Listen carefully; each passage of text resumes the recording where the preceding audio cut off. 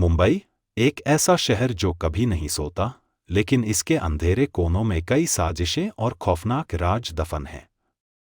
इस शहर पर एक ही नाम का खौफ है, रघु बिस्वास। उसने अपने पैसे और ताकत के बल पर पुलिस, नेता और माफिया तक को खरीद लिया है।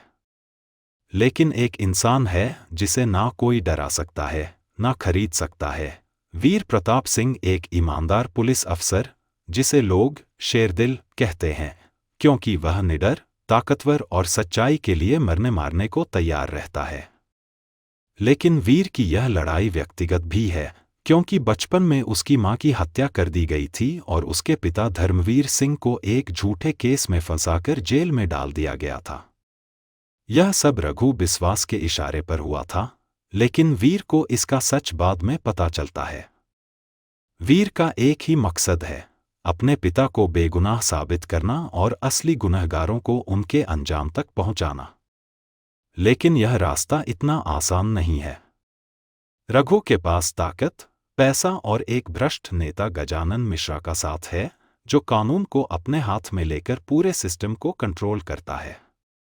वीर को पता चलता है कि रघु बिस्वास जल्द ही एक इंटरनेशनल आर्म्स डील करने वाला है, जिससे वह और भी ताकतवर बन जाएगा।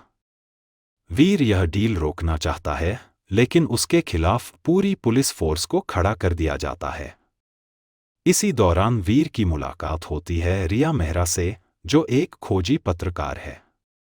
रिया को भी शक है कि उसके पिता की मौत एक हादसा नहीं थी, बल्कि एक सोची समझी साजिश थी, जिसमें रघु का हाथ था।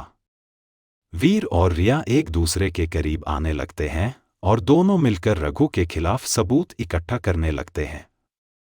वीर का सबसे अच्छा दोस्त कबीर खान हमेशा उसके साथ रहा है, लेकिन एक दिन वीर को पता चलता है कि कबीर ही रघु का सबसे भरोसेमंद आदमी है। कबीर और वीर की दोस्ती अब दुश्मनी में बदल जाती है। वीर के पास रघु के सारे गुनाहों के सबूत होते हैं, लेकिन पुलिस कमिश्नर विजय ठाकुर उसे रोकते हैं और उसे निलंबित कर दिया जाता है।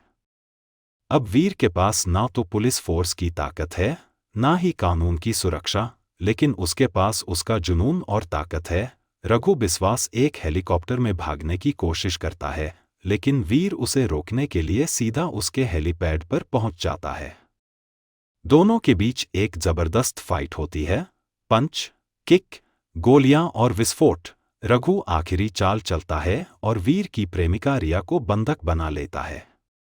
लेकिन वीर अपने स्टाइल में कहता है, शेर को जब भूख लगती है तो वो शिकार करता है, और आज बहुत भूख लगी है। वीर रघु को हराकर अपने पिता की बेगुनाही साबित करता है।